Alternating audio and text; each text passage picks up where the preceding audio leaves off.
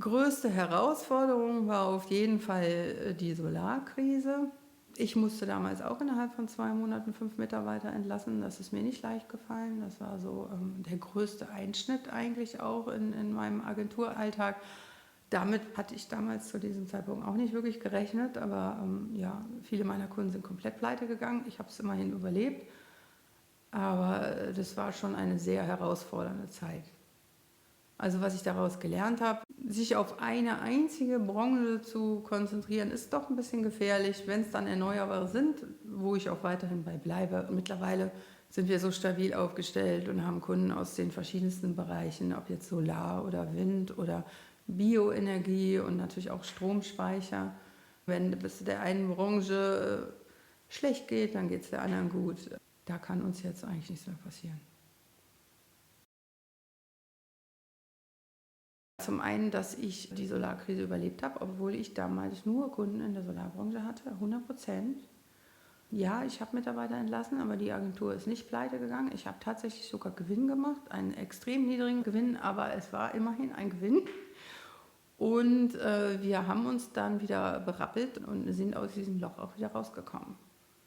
Das war auf jeden Fall ein Erfolg und ich konnte die Mitarbeiter, die ich nicht entlassen musste, auch noch am Ball halten und weiter beschäftigen. Und die haben mich auch weiter unterstützt, auch die neuen Kunden zu akquirieren und die neuen Projekte dann auch zu erledigen. Ein weiterer großer Erfolg war die Organisation und Betreuung der Eröffnungsveranstaltung der Messe Husum für 300 Teilnehmer mit zahlreichen prominenten Rednern und einem Moderator aus dem Off und Pantomime-Show und Musik und so weiter. In der Größenordnung war das für mich damals eine Premiere, was aber gut geklappt hat.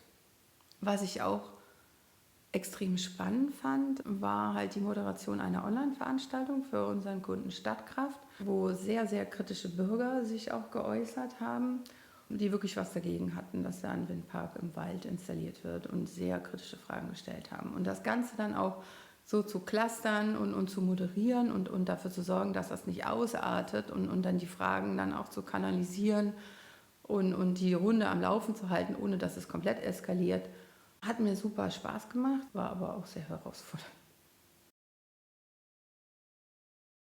Unsere eigenen Messestände auf der Intersolar Europe. Leider sind wir jetzt nicht mehr jung, deswegen werden wir auch nicht mehr als junges, innovatives Unternehmen gefördert. Aber da die Teilnahme an den Gemeinschaftsständen und die Vorträge und Aktionen und unsere Köln-Partys inklusive Mitsingbücher für Karnevalslieder in München, das hat mir auf jeden Fall